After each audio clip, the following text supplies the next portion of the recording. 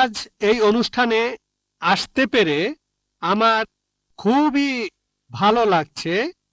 আপনার এই মূল্যবান কথাগুলো সবারই কাজে আসবে। আমরা আপনার লেকচার শুনে খুবই মুগ্ধ হয়েছি, অনেকের দৃষ্টিভঙ্গিও বদলেছে। আমার নাম রাম দাস, ইলেকশন বোর্ডের পার্সেস অফিসার। আমি একজন হিন্দু, তারপরও আমি ইসলাম ধর্মকে অনেক শ্রদ্ধা আর ভালোবাসি। আমি আপনার কথার সাথে একমত যে হিন্দু ধর্ম কখনোই মূর্তি পূজার কথা বলে না। আসলে আমাদের হিন্দু ধর্মকে সবসময় প্রভাবিত করেছে তথাকথিত ধর্মীয় নেতারা। তারা মানুষকে ভুল পথে নিয়ে যাচ্ছে। শতকরা 90% হিন্দু ভুল পথে চলে যাচ্ছে মূর্তি পূজার নামে। বেদ আর উপনিষদ কখনই মূর্তি পূজার কথা বলে না। যেটা বলা হয়েছে সেটা রূহ। এটা কথা বলা হয়েছে রূহ খোদা কি ইনায়েতে হ্যায়। এই রূহকে খ্রিস্ট ধর্মে আত্মা বলা হয়, ইসলাম ধর্মে রূহ, হিন্দু ধর্মেও আত্মা। এটা খুবই দুর্ভাগ্য যে সব ধর্মের তথাকথিত ধর্মীয় নেতারাই এতে কোনো রকমের সন্দেহ নেই, হোক সে মুসলিম, খ্রিস্টান বা হিন্দু, এতে কোনো রকমের সন্দেহ নেই পৃথিবীর সব মানুষকে ভুল পথে পরিচালিত করেছে। আপনার কাছে আমার প্রশ্ন, আপনি একজন যথেষ্ট জ্ঞানী মানুষ। আমার আগে এক ভদ্রলোক প্রশ্ন করেছিলেন, তিনি ঠিকই বলেছিলেন ইসলামের অতীত খুব গৌরবের। তবে বর্তমান সময়ে পৃথিবীতে ইসলাম সবার জন্য একটা হাসির খোরাকে পরিণত হয়েছে। এর কারণ হলো ইসলামের ঠিকাদাররা, নেতারা ঠিক হিন্দু নেতাদের মতোই তাদের অনুসারীদের ভুল পথে নিয়ে যাচ্ছে, ভুল জিনিস শিখাচ্ছে। কোনো হিন্দু ভাই যদি কোনো মুসলিমকে রক্ত দেয় সে হয়তো বেঁচে যাবে, যদি কোনো হিন্দু কোনো একজন মুসলিমকে রক্ত দেয় তাহলে তার জীবন বাঁচলো। এখানে এটা কি হতে পারে? যেহেতু হিন্দু রক্ত নিয়েছে তাই সে হিন্দু হয়ে যাবে? এটা আমার প্রথম প্রশ্ন। প্লিজ আরেকটু সময় দিন, আমার আরেকটা প্রশ্ন আছে। এখানে ধরেন যার জীবন বাঁচলো সে তো দোয়া করবে, আসো বাবা আসো, আমার জীবন বাঁচিয়েছ। রক্তের বিভিন্ন গ্রুপ আছে, এ পজিটিভ, বি পজিটিভ। এখানে তো জীবন বাঁচানোর প্রশ্ন, এখানে কি ধর্মের গুরুত্বটা বেশি? এটাই প্রথম প্রশ্ন। আর এখানকার লোকজন আত্মাকে চিনতে চায় না, বস্তুর চাহিদা মিটলেই তারা খুশি। ইসলাম সবাইকে ভালোবাসার কথা বলে, সব ধর্মই ভালোবাসার কথা বলে, কিন্তু ইসলাম ধর্ম সেই ভালোবাসা অর্জনের কথা বলে, কিভাবে ভালোবাসা অর্জন করতে হবে। এই জন্য ইসলামে জাকাত আছে। এই জাকাত গরিব মানুষদের সাহায্য করা, প্রতিবেশীকে সাহায্য করা। গরিবের মেয়ে বিয়ে হচ্ছে না, বিয়ে দিয়ে দাও, গরিবকে সাহায্য করা। অন্য কোনো ধর্ম ইসলামের মতো এত মহান নয়। এটা খুবই মহান ধর্ম। দুর্ভাগ্যের কথা বাস্তব এর কোনো প্রয়োগ হচ্ছে না। তাই আগের ভদ্রলোক বললেন মাদ্রাসাগুলো স্বচ্ছ হওয়া উচিত। সত্যি বলতে আপনারা ধর্মীয় নেতাদের বোকামির কারণে ইসলাম ধর্ম উপরে উঠছে না, বরঞ্চ বরবাদ হয়ে যাচ্ছে। খ্রিস্টান ধর্ম, তারা পৃথিবীতে রাজত্ব করতে চায়, তারা ইসলামের ক্ষতি করতে চায়। ইসলামের প্রতি খ্রিস্টানদের মনোভাব বিরূপ। হিন্দু ধর্ম, তারা এখানে ঠিক থাকতে চায়, স্বাভাবিক।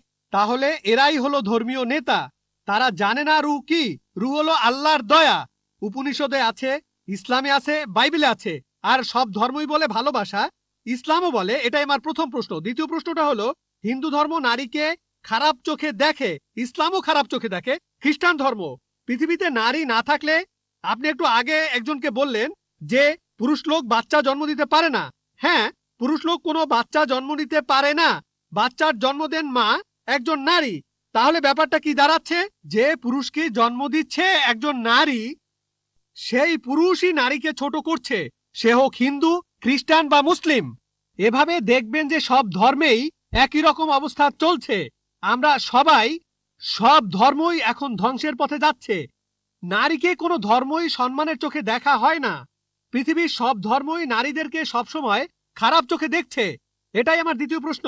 ইসলাম কি বলে যেদিন কিয়ামত হবে, তার মানে মহাপ্রলয়, ইসলাম ধর্ম কিয়ামত সম্পর্কে কি বলছে? আপনাকে ধন্যবাদ এই ছোট্ট লেকচারের জন্য, ভালো কথাগুলোর জন্য ধন্যবাদ। আপনি বললেন আমার কথা আর ইসলাম ধর্মের কথা। আমার কথা যদি বলেন, সমস্ত প্রশংসা শুধুমাত্র আল্লাহ তাআলার, বললেন আমি জ্ঞানী, বললেন আমি অনেক জানি, আমি শুধুমাত্র একজন ছাত্র। আমি নিজেকে একজন ছাত্র মনে করি ইসলাম ও অন্যান্য ধর্মের উপর। আপনি দুটো প্রশ্ন করলেন, প্রথমটা রূহ নিয়ে, তারপর নারী নিয়ে। এছাড়াও আপনি বেশ কিছু মন্তব্য করেছেন। আপনি বললেন তথাকথিত ধর্মীয় নেতারাই সমস্যা তৈরি করছে। বেশিরভাগ ব্যাপারে আমি একমত। এছাড়াও আপনি মন্তব্য করলেন যে ইসলামের বদনাম করা হচ্ছে, ইসলামের ধর্মীয় নেতাদের কারণে এটা হচ্ছে, ইসলামের বদনাম ছড়াচ্ছে এদের কারণেই। অন্যান্য ধর্মের ধর্মীয় নেতাদের কথা যদি বলি, তারা তাদের অনুসারীদের ধর্মগ্রন্থ পড়তে দিতে চায় না। এখন আমি যদি ইসলামের কথা বলি সামগ্রিকভাবে, আমি ইসলামের ধর্মীয় নেতাদের উপরে দোষ চাপাবো না, তারা দোষী নয়। সামান্য কিছু কুলাঙ্গার থাকতে পারে, খুবই সামান্য, হাতে গোনা কয়েকজন এমন নেতা থাকতে পারে যারা ভুল পথে নিচ্ছে, কিন্তু এরা সংখ্যায় অনেক কম। মিডিয়া তাদের বেছে নেয় আর এমনভাবে তুলে ধরে যেন ইসলামের প্রত্যেক ধর্মীয় নেতাই এইরকম। তাই ইসলাম ধর্মের বিভিন্ন নেতা, বিশেষজ্ঞ, ওলামার কথা যদি বলতে হয়, তাদের ভালোবাসি, তাদের শ্রদ্ধা করি। হাতে গোনা কয়েকজন, খুবই সামান্য তারা, এরাই মানুষকে ভুল পথে নিয়ে যায়। তবে সামগ্রিকভাবে আলহামদুলিল্লাহ, তারা সব ভালো কথা বলেন, তারা ইসলামের কথা বলেন, আমরা তাদের ভালোবাসি, শ্রদ্ধা করি। অন্য ধর্মের ছবিটা আলাদা। পৃথিবীর বেশিরভাগ ধর্মীয় নেতারা, অন্য ধর্মের নেতারা, তারা এটা করে না। তারা তাদের অনুসারীদের ধর্মগ্রন্থ পড়তে দিতে চায় না। যেমন আপনি বললেন হিন্দু ধর্ম মূর্তি পূজা করতে নিষেধ করে, কিন্তু 90% হিন্দুই মূর্তি পূজা করে কারণ এরা চায় না যে অনুসারীরা তাদের ধর্মগ্রন্থটা পড়ুক। আপনার প্রশ্নতে আসি। বললেন যে কোন হিন্দু এক মুসলিমকে রক্ত দিল, সেই মুসলিমের জীবন বাঁচল। জীবন বাঁচানোটাই বড় কথা। এখানে সমস্যা কি? সেই মুসলিম কি হিন্দু হয়ে যায়? হিন্দুকে কোনো মুসলিম রক্ত দিলে সেই হিন্দু কি মুসলিম হয়ে যায়?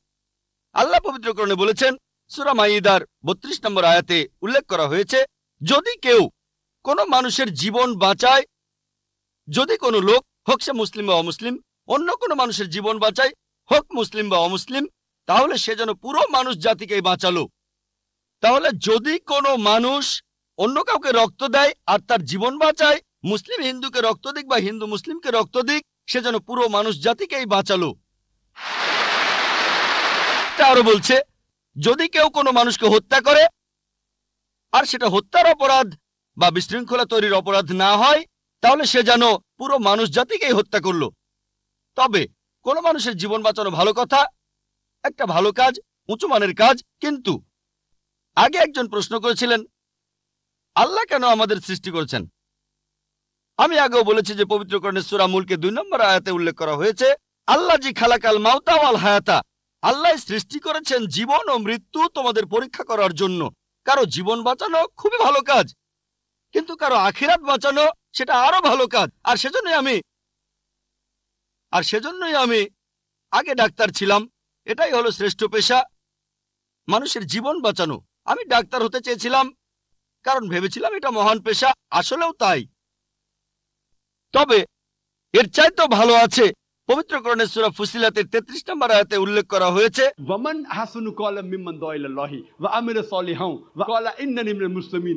কথাই কে উত্তম সেই ব্যক্তির চাইতে যে আল্লাহর পথে মানুষকে আহ্বান করে, যে সৎকর্ম করে আর বলে আমি তাদের অন্তর্ভুক্ত যারা আল্লাহর কাছে আত্মসমর্পণ করে। তাই আমি একজন শরীরের ডাক্তার থেকে হয়েছে আত্মার ডাক্তার, এটা আরো ভালো পেশা। তাহলে রক্ত দিয়ে কারো জীবন বাঁচানো ভালো কথা, তবে কাউকে সত্যিটা জানানো, তার আখিরাতটা বাঁচানো আরো ভালো।